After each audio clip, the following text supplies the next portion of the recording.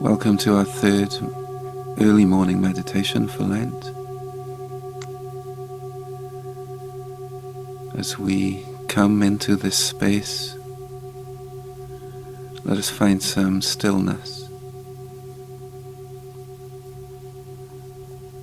Not so difficult perhaps early in the morning, although our minds are generating thoughts already, perhaps not quite as intensely as later on.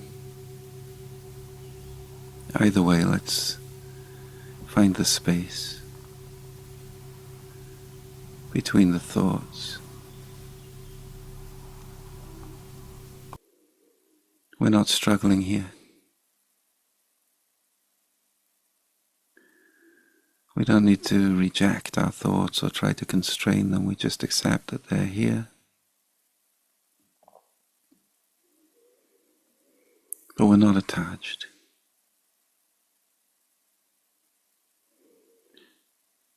They can come and they can go.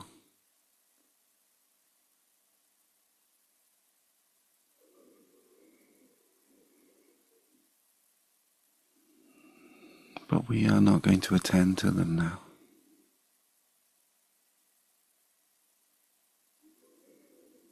As I breathe in, I enjoy the breath. As I breathe out, I release and enjoy the releasing.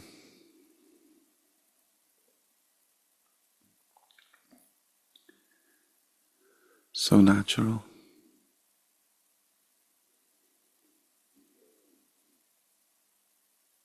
So much grace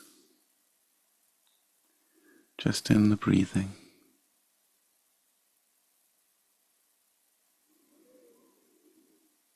No effort.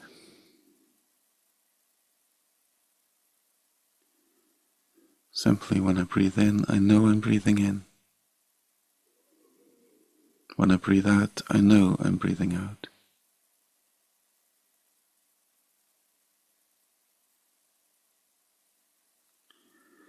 Here I am. Now I am.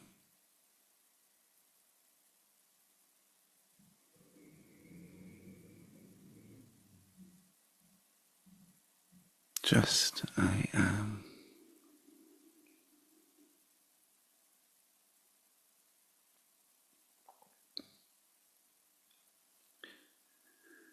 I'm going to share with you part of the readings for this morning's morning prayer. It is for much of the church throughout the world, St. Joseph's Day.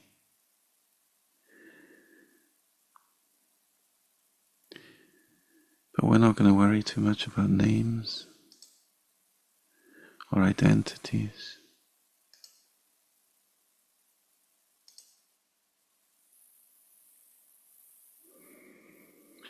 From Matthew's Gospel, chapter 13. The rejection of Jesus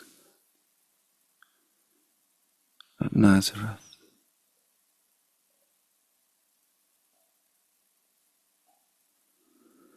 He came to his hometown and began to teach the people in their synagogue,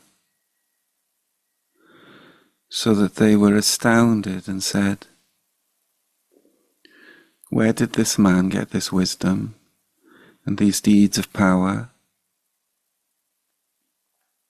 Is not this the carpenter's son?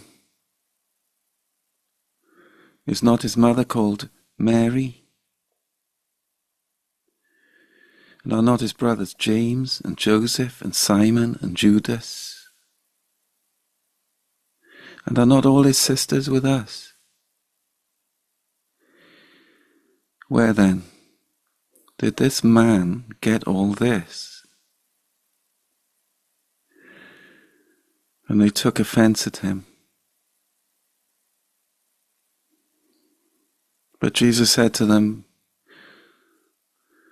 "Prophets are not without honor except in their own country and in their own house." We did not do many deeds of power there because of their unbelief.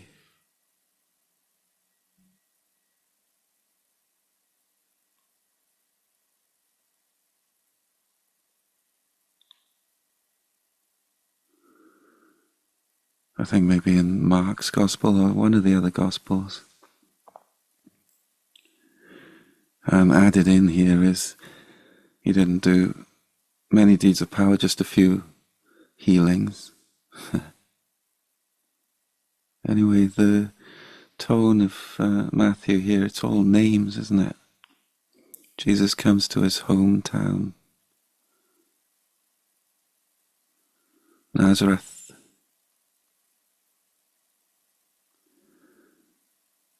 I don't think we'll go into the Hebrew meanings of these names now, but what's coming through here for me is the naming and therefore the blindness that goes with the naming. This is Jesus, the carpenter's son.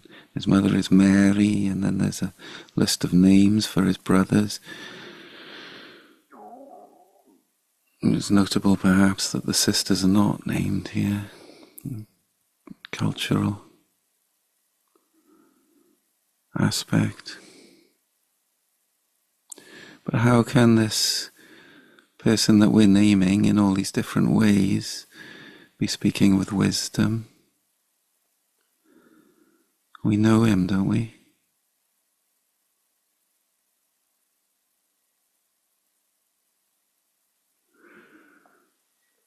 And I'll read to you part of the Hebrew Bible reading for this morning's morning prayer from Isaiah chapter 11. A shoot shall come out from the stalk of Jesse, and a branch shall grow out of his roots.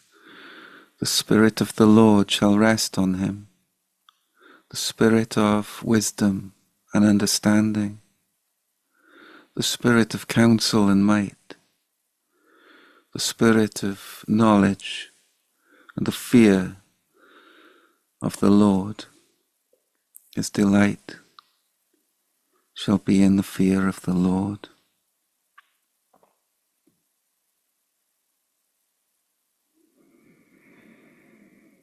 The Spirit of the Lord shall rest on him, the Spirit of wisdom and understanding, the Spirit of counsel and might, the Spirit of knowledge and fear of the Lord. His delight shall be in the fear of the Lord.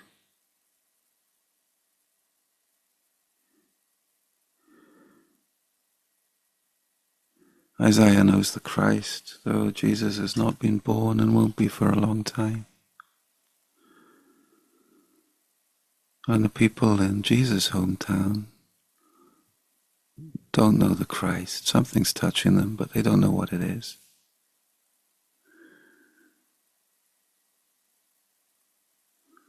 This person that they name.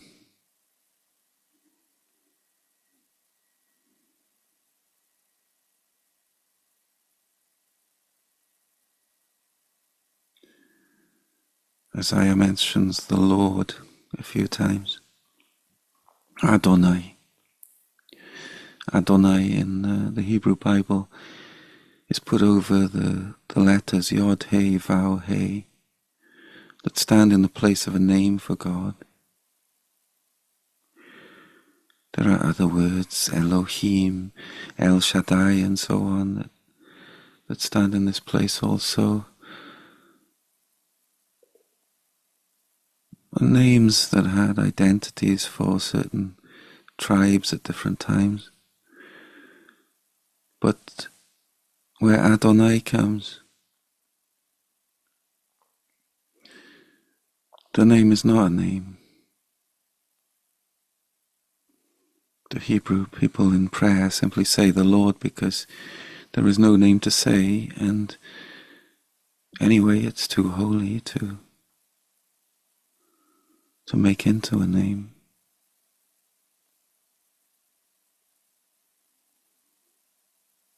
There is something of the verb to be in those letters, the root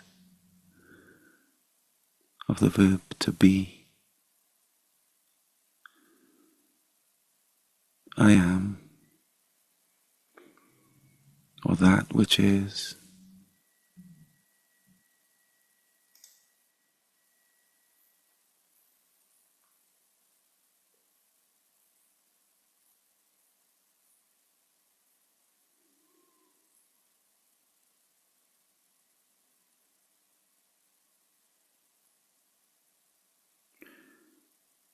So from our scriptures we can understand God is. God is just a word. Is.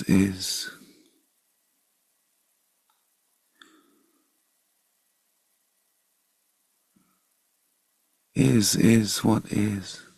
I am what I am, who I am.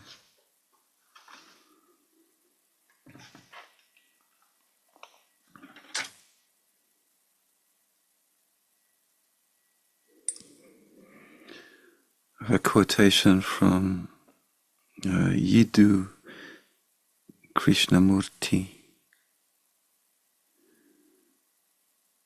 The day you teach the child the name of a bird, the child will never see that bird again. The day that you teach a child the name of a bird, the child will never see that bird again. Might not be strictly true, but the meaning is that when we name something, we are likely to dismiss it in its essence, it's in its reality, in its being.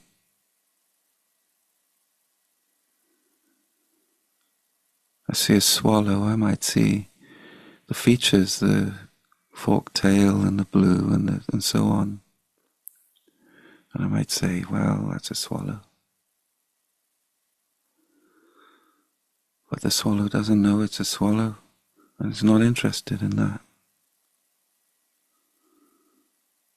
And if I am happy with that naming, then I will cease to see what's happening here and now. How love is being manifest in this moment.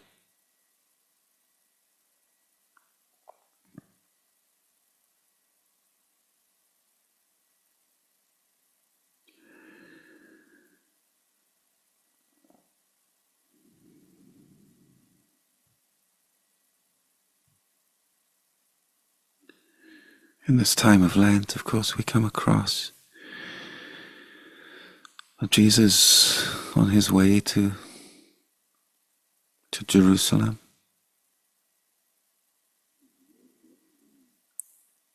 Where he will be crucified.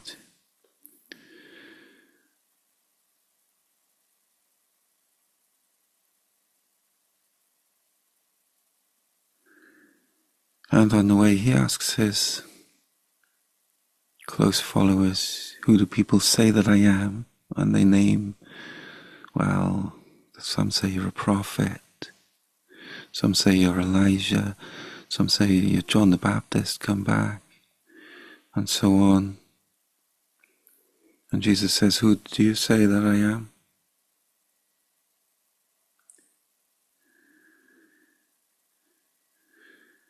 And Simon, who Jesus has renamed Rock, Cephas, Peter. He says, you're the Messiah, Mashiach, translated, of course, Christ.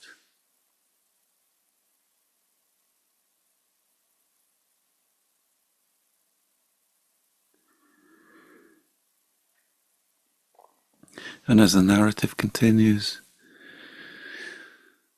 Jesus speaks of the suffering that the Mashiach is going to have put upon him in Jerusalem. The rejection already being felt, the abandonment by the crowds, by the disciples themselves, and the cross.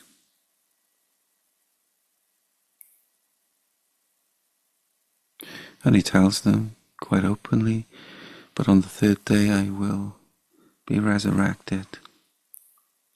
And they have no idea, it seems, what that means. But Peter voices opposition to it and says, no, this can't happen to you.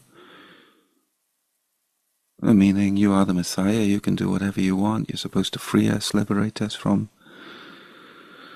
all oppression and set up your government righteously on the throne of the kingdom of God to rule over the world.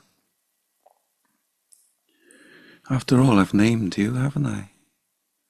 Mashiach. So what are you talking about? And Jesus links this back to the temptations in the wilderness.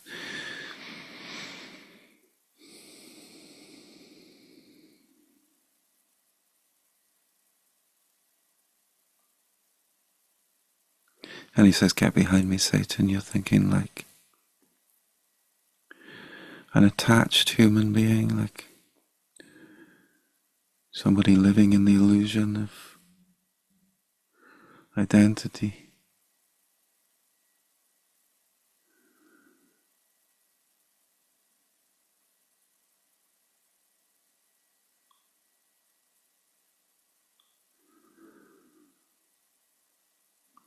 How long must I be among this generation? Jesus says later. How long do I have to put up with you? Naming me, naming everything, naming yourselves, and ceasing to experience the kingdom of heaven. It is here open.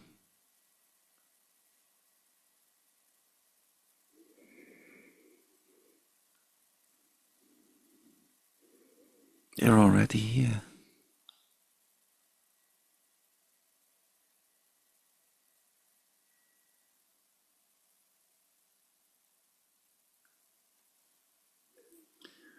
Just take a little time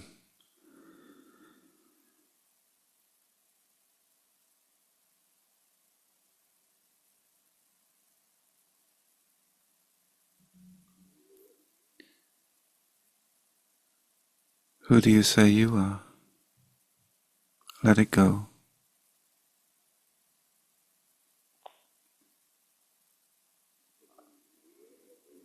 You've been given a name, you're not that name.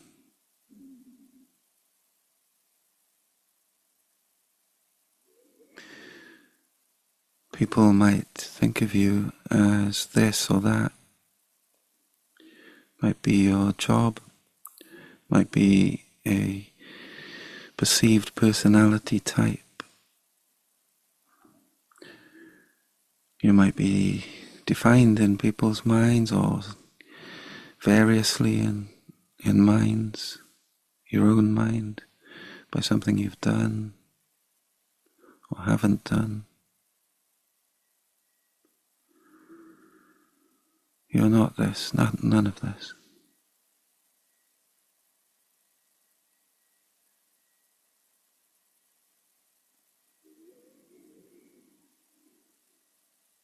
So let it go.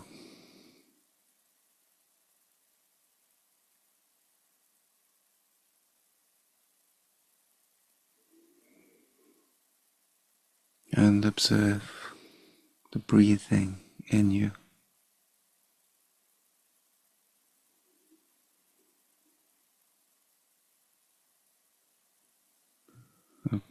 Observe the thinking, the mechanism of thought, if you like.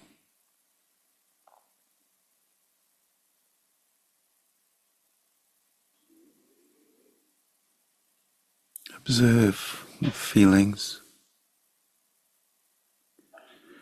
arising.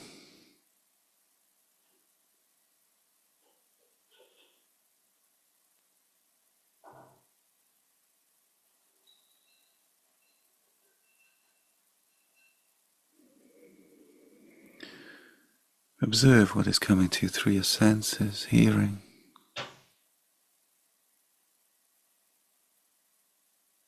smell.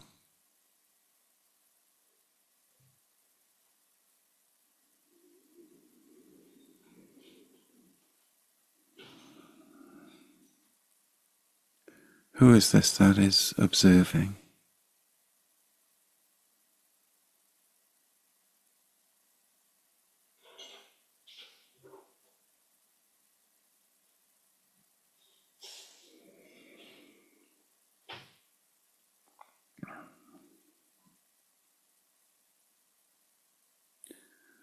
This one is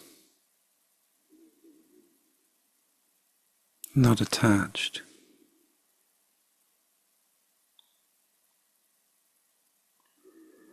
not changeable,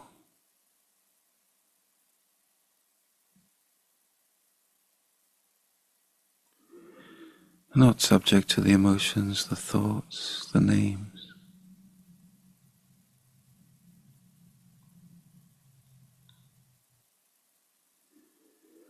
Like the blue sky.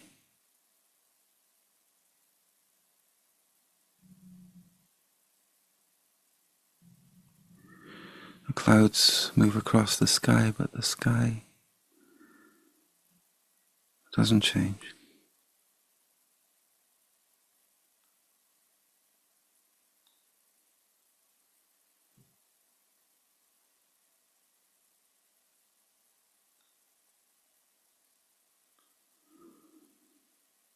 There was just being.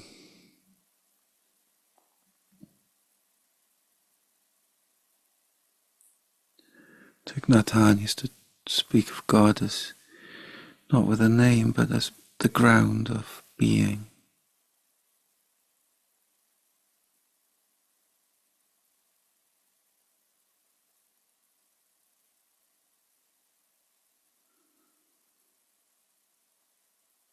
You can observe that thought too.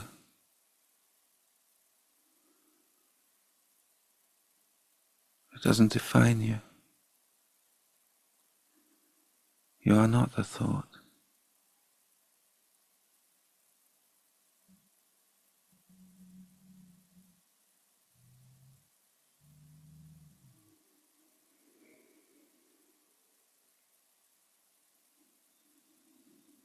Stay here.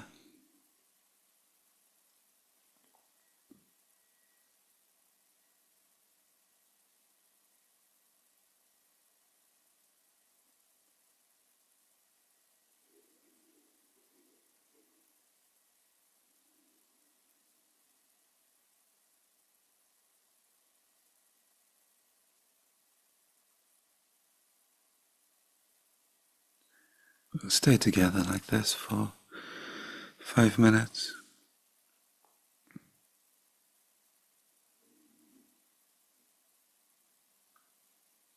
But stay as long as you want. Afterwards,